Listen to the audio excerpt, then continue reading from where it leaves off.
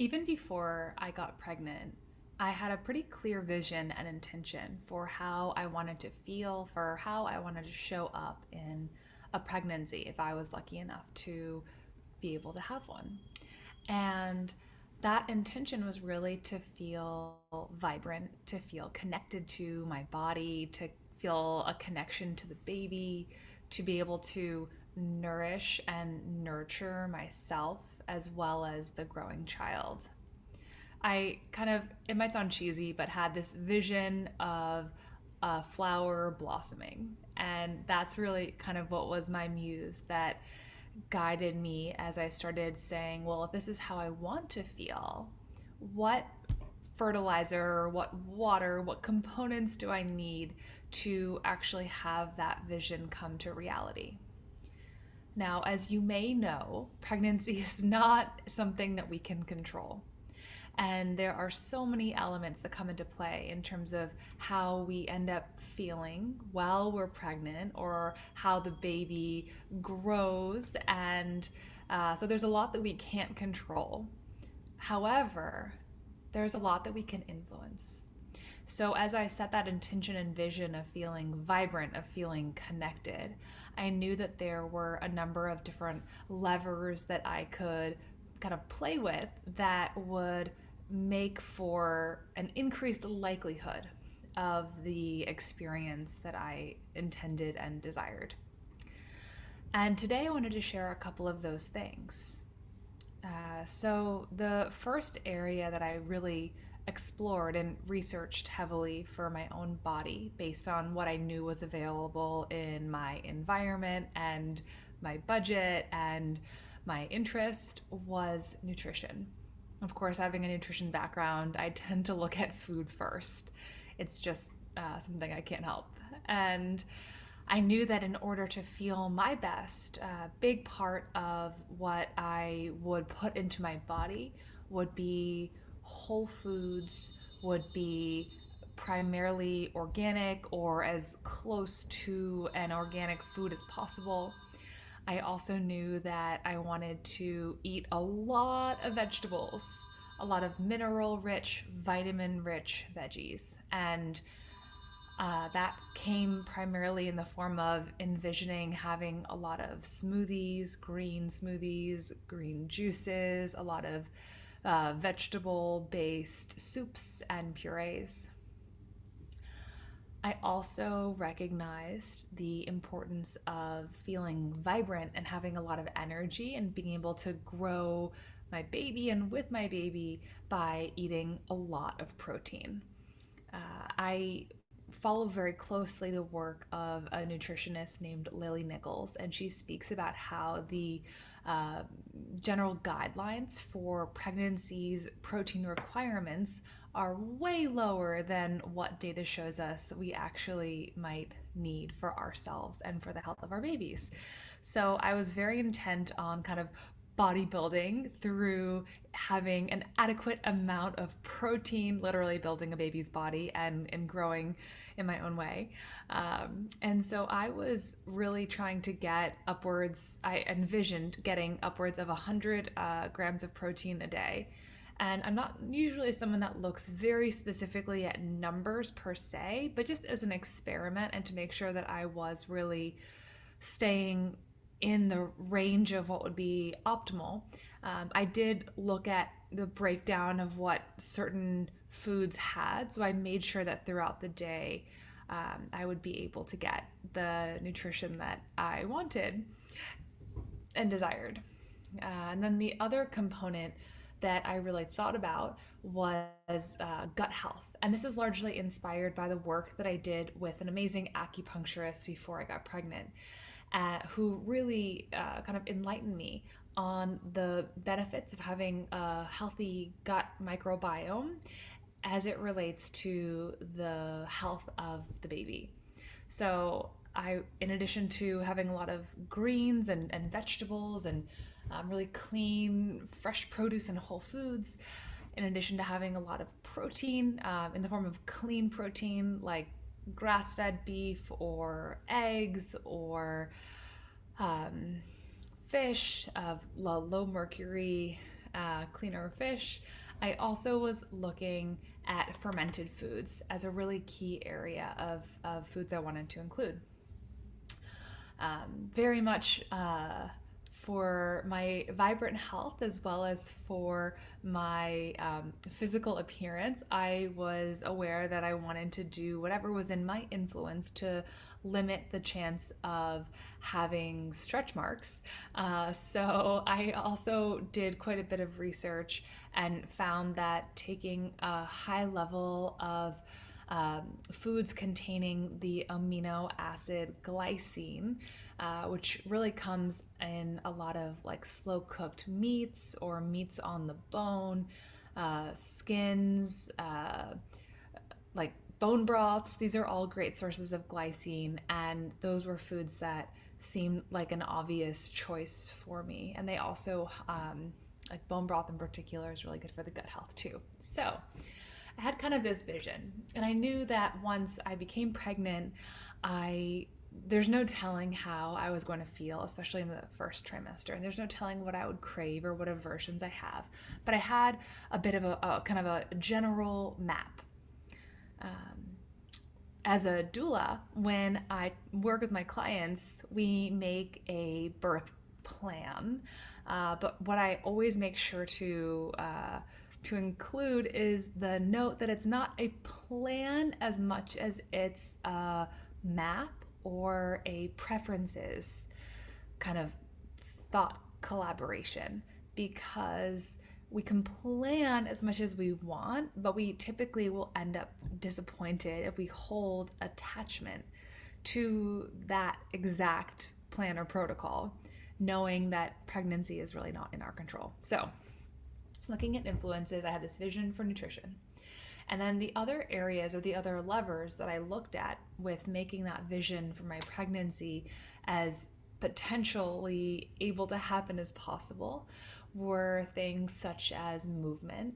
I knew that if I could, I wanted to stay as active as possible during my pregnancy. I wanted to feel strong and fit, and I wanted to really prepare for the marathon of birth from the early days. So, as much as my energy levels permitted, I really set the intention of having activity and exercise of different forms is a really important part of the pregnancy. And I was open to that. It could be through taking regular walks or through doing higher intensity interval trainings or doing yoga or ecstatic dance. I just knew I wanted to be very active. I wanted to stretch a lot because that also made me feel connected to my body, and I thought could also make me feel kind of connected more to the baby.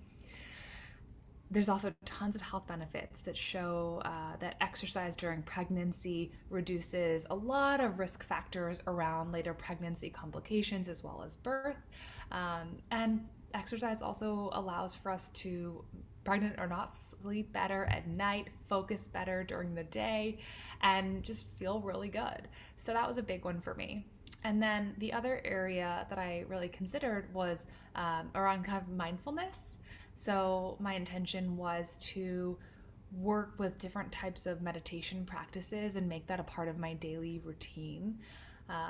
But specifically practices that would allow me to really feel connected to my body and to my baby. As always, gratitude is something that's a really big part of my daily practice every single day. And so I wanted to make sure that my daily gratitude journaling practice, to the best of my ability, was maintained. And I also was interested in exploring some breath work, but knew that there are certain limitations with doing pranayama during pregnancy. So I was kind of like, how do I incorporate that? I wasn't sure, but I definitely put that down on my list. Finally, last but not least, I was looking at the other inputs around how I could really contribute to the type of pregnancy that I envisioned. And what I realized for me was a big part of it was growing or feeling supported by my community. So staying connected to friends, whether that was going for walks with other friends that had kids or were pregnant, having regular phone calls and check-ins with people in my life that made me feel like my light was amplified and supported and loved and low trauma. Um, I Before I got pregnant was already starting to practice boundary setting with certain people that felt kind of more like energy drains or people that didn't make me feel so safe. And then I also called in working with the right coaches and spiritual mentors of sorts during the pregnancy, such that I would have a totally non biased, non judgmental space holder. Uh, and of course, for the later part of the pregnancy, I also knew that having a doula to rely on and to work with and to be inspired by was going to be a big important part. So, how did that actually show up in the pregnancy once the baby came, once the soul came? I'm currently recording this at the start of my third trimester, so I've had now about 7 months of this pregnancy to really practice and experiment and explore. And here are some things that I will share. I'm so glad that I set intentions at the start or before pregnancy began, really, because it really did allow me to have some inspiration and to remember what was important to me. But I also made sure that throughout this pregnancy, I've stayed true to the listening to my body and not being super attached to specifics. I was really surprised in this pregnancy. The first trimester, I experienced way more nausea and fatigue than I had expected, given that my first pregnancy I had almost none. So, although my main intentions were eating lots of vegetables, lots of clean protein, fermented foods, good fats, I found that in the first trimester I ate way more carbohydrates than what I had anticipated. But because I had that intention of really nourishing myself, I was able to practice compassion, but then also B, I was able to kind of balance things out. So I followed a principle of never solely eating carbohydrates, but making sure that I was pairing any like noodles or bread that my body was demanding with an egg or grass-fed butter or foods that would kind of prevent any major blood sugar spikes and dips. And as kind of the first trimester went along and I started feeling more kind of balanced in terms of not having extreme cravings anymore, I was able to shift into really eating in the way that makes my body feel so good. And I found that making smoothies every day ended up being just a little bit too much of a kind of a time consumer for me, even though they're pretty quick to make with having a toddler. So what I'm so grateful for was the ability to buy cold pressed solely vegetable green juices, as well as kind of green juice powders to drink on a regular basis, basically every day of my pregnancy. And then a couple times a week making green smoothies or more like nut or fruit based smoothies that I could also share with my toddler daughter, Lila. Uh, and I definitely have had less time at home this pregnancy because the pandemic is over and I'm just more active and traveling more. So I have relied more on getting kind of the bone broth through like bone broth protein powder. And instead of having tons of slow cooked meats, I've worked more with like skin on, organic, antibiotic free, slow growth chicken, or cooking more like organ meats, as well as taking supplements of kind of dry desiccated organic organ meats as a way of kind of making that a really central part without having to spend as much time, because I would love to be in the kitchen all the time and it's just at this current moment it's not feasible. So having the intention without holding on so tightly has allowed for me to get kind of creative with finding the right foods or products and working with them instead of having so much pressure on myself to kind of do it all.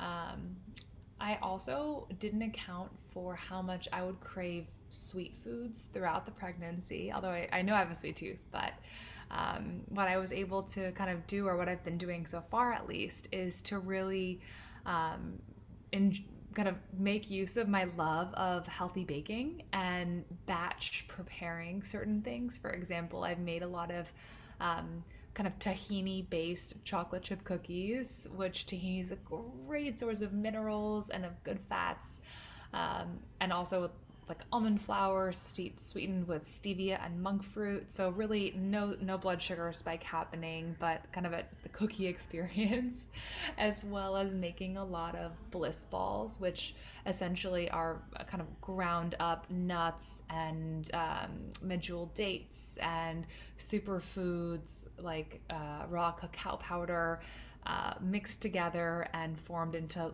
like cute little balls, little energy balls, which has kind of kept my sweet tooth at bay. And also provided some really great nutrition, good fats, lots of good fiber and protein. Um, Exercise wise, I started out the pregnancy doing a lot of at home or video kind of workouts. And about at 9 or 10 weeks in, I took a leap of faith and I joined a CrossFit box that my husband Warren had been going to. And I was always very intimidated by CrossFit, but it also, the thought about CrossFit I really associated with strength and endurance and resilience. And I was like, you know what, I'm just gonna try it out. And I'm so thankful that I did. I've stuck with about 3 times a week CrossFit workouts for the entirety of my pregnancy. I also chose to attend this gym where my husband's been going, or box where he's been going, because they really offer a lot of scaling options. So it wasn't like this big macho ego muscle fest that I kind of feared CrossFit might have been. It has been this an amazing experience where all levels truly are embraced. And I've also been fortunate enough to find the work of a woman named Brianna Battles, and she has a specific kind of protocol, as well as pregnancy and postpartum specific adjustments or swaps or modifications for certain movements in CrossFit for pregnant athletes. So that's been such a great guide and resource. And I've noticed that my body has gotten so much stronger, and I can see it in my arms and in my legs, and I feel it in my energy. And so that's been such a gift. And I'm so thankful that that's felt good. And if at any point that stops feeling good and nourishing, then I'll stop doing it. Um, at the beginning of my pregnancy, I also started a prenatal yoga teacher training course with the Prenatal Yoga Center in Manhattan.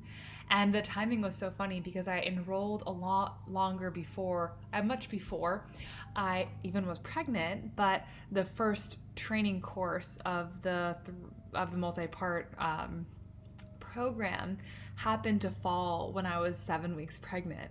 And so I felt so grateful that I was able to be both a student to learn to teach prenatal yoga, but also a student, like I was pregnant. And so I was able to actually experience firsthand the way that certain movements or certain breath or techniques really impacted my body. And so I've done a ton of at-home practice yoga, giving my own prenatal yoga classes to myself. And then I've also worked with this amazing app called Inner Dimension TV, where there's an entire 40-week prenatal yoga kind of progression program. And then as I have kind of gone through my second and now enter my third trimester, I've noticed that my body has really been craving more fluid movements. Like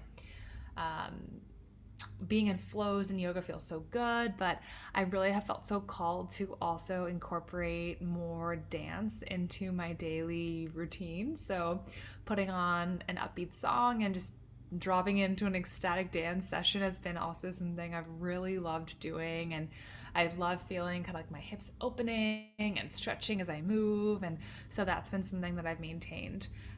Interestingly, for whatever reason, maybe because of the timing of the pregnancy, like now I'm in the middle of the hottest part of the summer in New York, where I'm currently based, and um, I haven't taken as many walks this time as I did my last pregnancy. So I knew that walking made my body feel really, really good. And last pregnancy, I would do like 40 minutes to 60 minutes of walking every day.